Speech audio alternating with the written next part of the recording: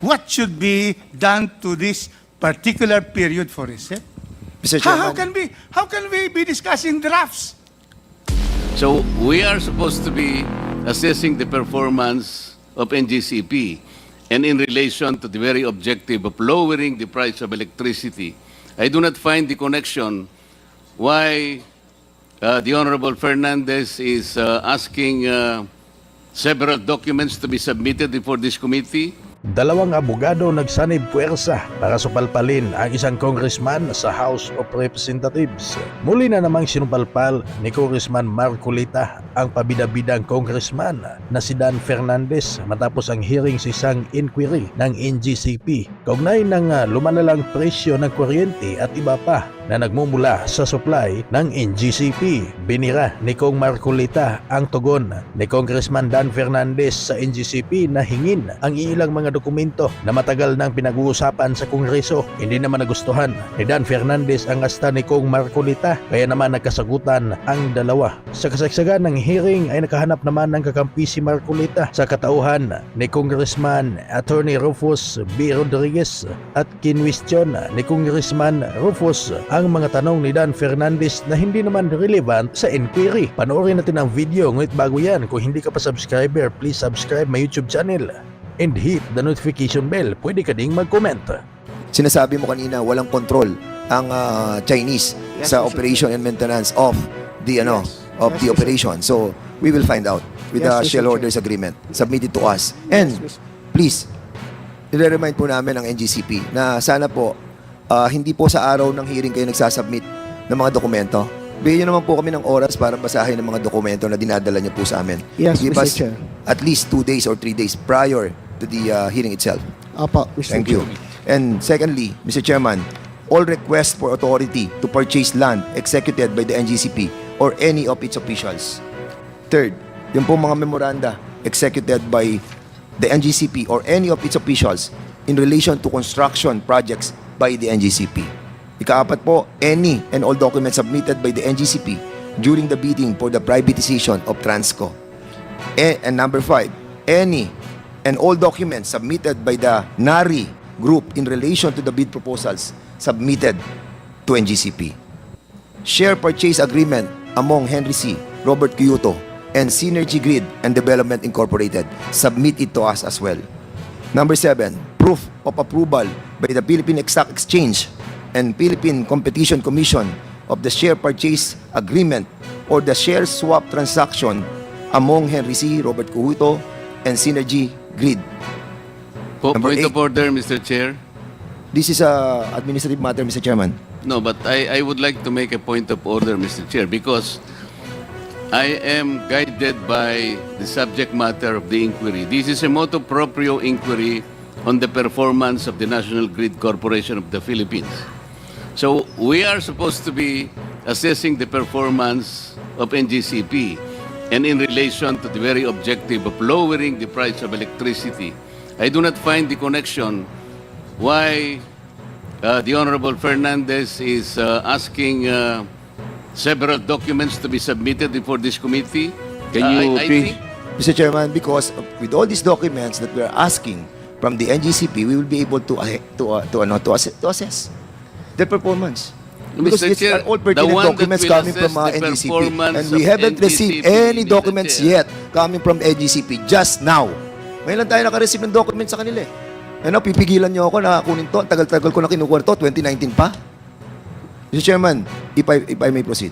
Minutes of meeting for the election of corporate officers of NGCP. NGCP corporate policies on the functions and qualifications of officers and audit committee, compensation committee, and nomination and election committee.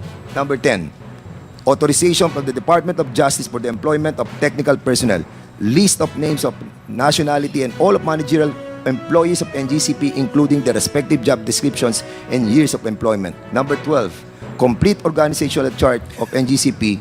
Number 13, tripartite agreement of Transco, NGCP, DICT in relation to the National Broadband Plan. Broadband Plan. And lease agreement between NGCP and DICT in relation to the National Fiber Backbone. Now, Mr. Chairman, I will proceed. Mr. Chairman, tanong ko lamang po sa sa ERC. Yung po bang last rate reset natin, 13 taon na po tayong walang rate eh. Di ba? At lagi kapag sinasabi natin rate reset, lagi na lang sinasabi natin na ang sinasabi ng NGCP, kasi ang ERC hindi sila hindi sila nag-re-reset eh. It's always like that eh. Lagi ang sinisisi ng NGCP ay kayo. Bakit?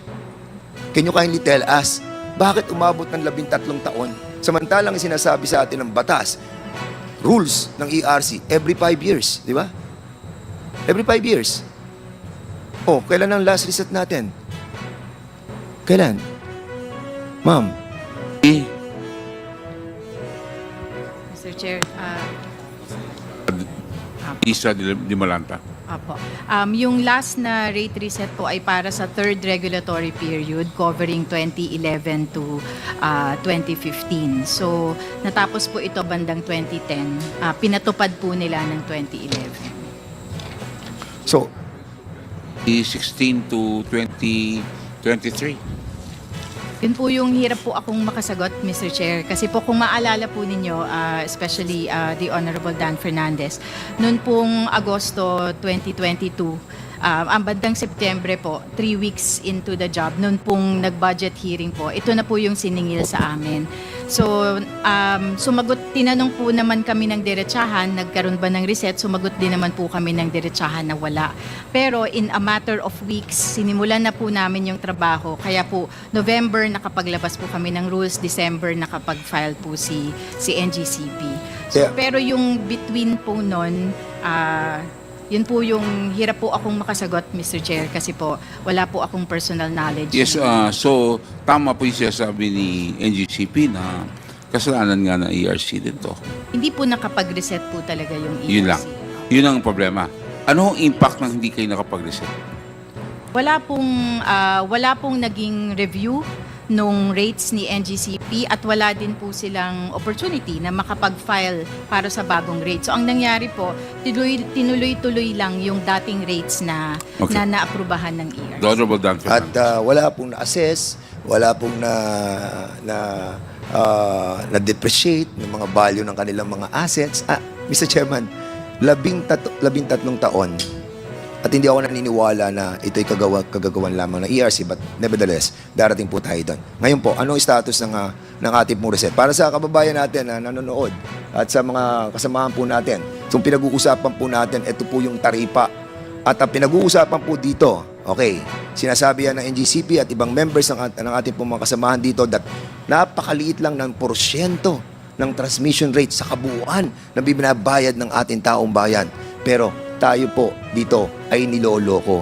Ang ating pong transmission rate, tama, maliit lang, 1 peso and 19 cents per kilowatt hour. Yun po ang general na sinisingil. Pero Mr. Chairman, 13 or 10 cents lang ang difference. Malaking bagay po yan sa ating pong mga kababayan. Most especially na hindi tayo nag-compute, marami na po tayong overcollection. And this must be refunded to our Filipino people. Now, ang tanong, Mona Lisa, ano na ang status ng ating pong NGCP's rate reset? Sa reset po ng fourth regulatory period, Mr. Chair, ito po yung tapos ng period 2016 to 2022. Patapos na po kami. Ito nga pong siguro po ngayong susunod na linggo, may meeting na po kami para final evaluation na po ito. Kasi natapos na po namin yung mga public processes. Required po kami na mag-publish, humingi ng consultation sa publiko. Natapos na po namin yun. So, Okay. evaluation na po. Salamat po, ma'am. Ito po, may hawak po akong 2 dokumento. Isang draft partial initial determination. Ito, covered period of 2016 to 2020. At isang draft final determination 2016 to 2020.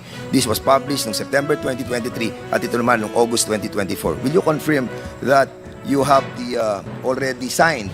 Lahat kayo nag-sign dito. Ikaw, Mona Lisa, si Catherine, si Commissioner Maceda, si Lumbatan, si Digal at si Puentes. At sinasabi nyo dito sa draft partial initial determination from 2016 to 2020 was published on September 2023. Am I correct? Tama po yan, Mr. At ito naman published August 2024. Draft Tama po. final determination. I Tama just po. wanted to confirm Kasi pupunta ako sa dalawang desisyon na to. Hindi naman desisyon, sapagkat wala pa naman kayong final, di ba? And I just wanted to be cleared. Kasi medyo ako confused ako sa mga desisyon dito na sa mga value ng ating assets that was agreed upon by ARC. And the power of this committee is the oversight power to check na yung pong sinasabi ng EPIRA that the rate base, no, Mr. Chairman, kailangan po nakabase doon po sa tinatawag po nating methodology na ginamit po nila. Now, ang tanong ko po, dito ba sa dokumento na ito, na covered by this document, are you saying na 2016 lang to 2020 itong partial initial determination? Tama po. Tama. At ito naman, 21 to 22? Hindi po, buo na po. Buo na. 2016 to 2020. So, imbis na 5 taon tayo ngayon, 7 taon na yung ating pong fourth regulatory period. Tama po. Am I correct? Okay. So, sinabi ninyo doon sa draft final determination which covers the 2016 to 2022, sabi mo, na-post to nung August 24 at na-post din to nung September. Dito sa discussion ito, napasama yung commission and completed projects should be allowed to be recovered by NGCP. At dito sa decision nyo at dito sa draft ninyo, nakalagay din yung spend. Am I correct? Tama po ba yung sabihin na nakalagay pareho dito yung commission and useful ng mga projects? Mr. Chairman, point of order. We cannot be discussing non-final decisions and merely temporary drafts. We otherwise will be intruding into the authority of the ARC in finally determining what should be done to this particular period for reset. Mr. Chairman, How can we be discussing drafts? Mr. Chairman, This, I would just like to ask. Mr. Chairman, Miss Di Balanta, are you agreeing to discuss here something that you have not finally decided on? Mr. Chairman, that's the reason why we have this. Honorable Dan Fernandez. That's the reason why, Mr. Chairman, that we have this oversight power to check the abuse of some agencies of our government, especially na maapektuhan yung sinacharge sa ating taong bayan. Pera ng taong bayan ito sinacharge natin Yung ang sinasabi natin dito ng mga proyekto na hindi pa tapos, i-charge natin sa ating mga consumers. And yun ang pinaglalaban po natin dito. Bakit po Okay. natin di The naalaw? Honorable Dan Fernandez still has the floor. Let us give him Yeah, his but I time. have the But point of order. We In take any note like of that, judicial Honorable. decision, you cannot question yet if that's not yet final. But These are no. draft. The commissioners, the chairman, will change this draft and they have that authority under the law. Okay. So how can we be discussing drafts of possible decisions? Okay. I would like to ask, Madam, because we have a point of order. Mr. Chairman, I still And a have the point of floor. order. Mr. Yes. Chairman, I still have the floor. But the point of And you order have to is decide on the point of precedes order, all Mr. kinds Chairman. of statements. Decide on the point of order. Yeah, the point of The- order is precedes all. The point in Mr. the Chairman, have we highlighted- violated the point any of order rules is number one. with the, Yes, with may the we manifestation know of what is Congressman the Rufus what is Rodriguez? what rule has been violated, Honorable Rodriguez? Because point of order. here we have to understand that he's asking a question based on some research that he has made. That's correct. So let us give him that No, time no, no, because you have because to a understand point that of order interrupts anybody. I will agree, but you will have to cite also what What rule have rules? what rule have we violated, because you will have to understand. But, Honorable Rodriguez, para klaro tayo, para maging smooth naman itong procedure ho natin, itong hearing na to. Patapusin na ho natin si Dan Fernandez because there's also an accusation here na kayo di kasalanan ng ARC. So dapat, I think he's also going to go there. So I would like to hear, because in his statement, meron siyang statement kanina na meron kayong kasalanan. So I want him now to continue, and I will allow him to continue, the Honorable With due Rodriguez. respect to our chair, Okay. our rules provide for precedence of motions. And in the proceedings of motions, the rules of Congress, it says that the point of order has precedence over all other discussions. And that is why I'm saying that I have a point of order that in this proceeding, we cannot be discussing drafts Mr. Chairman, which Well, are what rule was not yet violated? final. Mr. Chairman, what rule was violated? Tama I po think- yun. Rule on the precedence Tama po of yun. Mr. Chair, 2-minute Pero break, ano Mr. Chair. na nga? Break. Anong, Can we have a break, anong Mr. rules Chair? ang Okay, na-violate session, natin, Mr. Chairman? Session suspended. Mona, ito pong inaaral ninyo, yung pong mga bagay na pinag-aaralan para alam mo, kailangan po natin maintindihan lahat ito. And I don't know why other members of this committee is trying to prevent me to explain the details in layman's term. Ngayon, ang ating pong Mona, so, sa pagbibigay ng tamang taripa na ikakarga sa taong bayan, ano ang mga kino-consider dito? Ito, alam mo nyo to, ito yung return on capital, return of capital, operating expenses, taxes. Can you kindly explain briefly? Opo.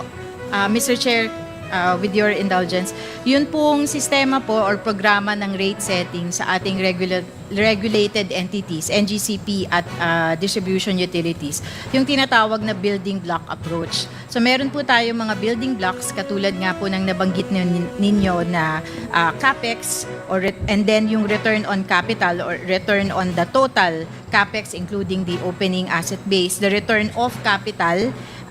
Ito na yung mga kasama yung WACC, depreciation, at yung mga operating expenses or OPEX, mga O&M expenses po, at taxes po, kung allowed po sila under the rules. Okay, of the in other words, Mona, para mapabilis tayo, itong tinatawag natin regulatory asset base, itong RAB, ang sinasabi natin, ito yung pinaka-asset natin, di ba? Pinaka-asset ng transmission. Tama? Tama po. Tapos kailangan natin dito yung CAPEX, kung magkano yung Ginastos yung po. gagastusin para doon sa proyekto. Now, kapag mataas ang lahat ng ito, mataas ang singil ng kuryente.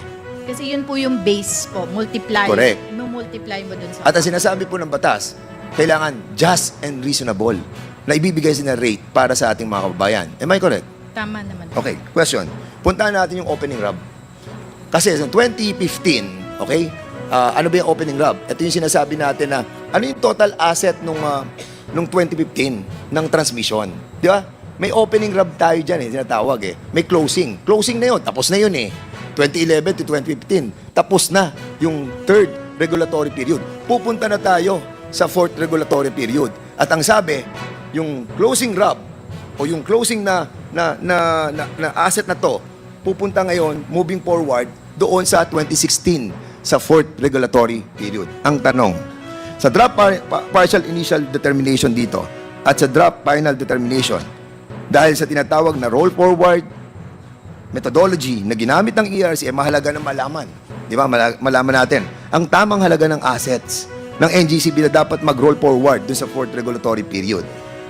Nagsagawa ba ang mga experts na kinuha ng NGCP para malaman ang halaga na dapat mai-roll forward doon sa closing RAB papunta sa opening RAB ng fourth regulatory period?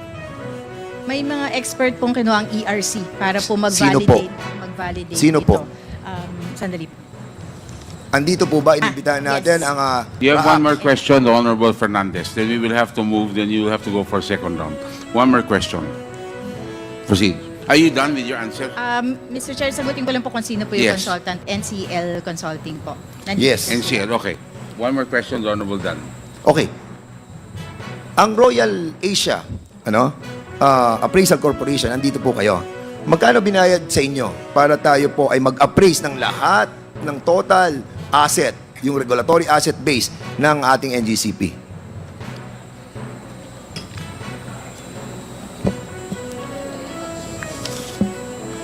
Nasa likod daw po, Mr. Chair.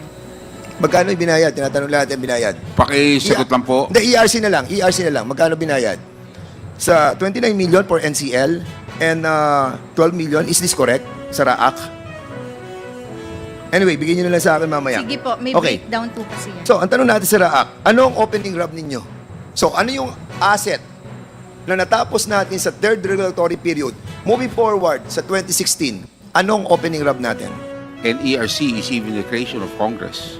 So if there's any problem with ERC, then their department should be studied also.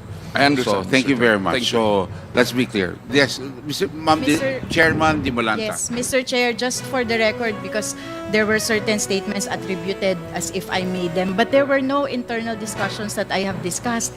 All that I have discussed were contained in the published drafts posted by the ERC precisely for public consultation. So I just wanted to put that on record, Mr. Chair. No, Mr. So you're Chairman. saying that everything that's been discussed here has been publicly posted? Yes, For Mr. because Chair. because of the consultations, public Process, consultations yes. that you have to do. As a matter there's of fact, Mr. secret Chairman. as far as this, the honorable. Mr. Chairman, Be- before- thank you, Mr. Chairman. I listened to the discussions during the last hearing. There were discussions about 3-2 votes on as spent, as commissioned. I think I didn't find that in the. It's published, Mr. Chair. Mr. Chairman, that is published, Mr. Chairman. Attorney information. Sagayok. So Point that of is also information, Mr. Chairman. everything that's Thank you. discussed here has been published, and they will attest to that. Please furnish NGCP a copy. This is still the time. Thank you. I would I'm sorry. suggest that the questions has to be asked by Presti De Jesus. Okay, if you have any questions, please course it to him, and he will ask the questions. Attorney, Thank you. Congressman Thank you. You Presti, still have time. I think I had you still 10 more have, questions.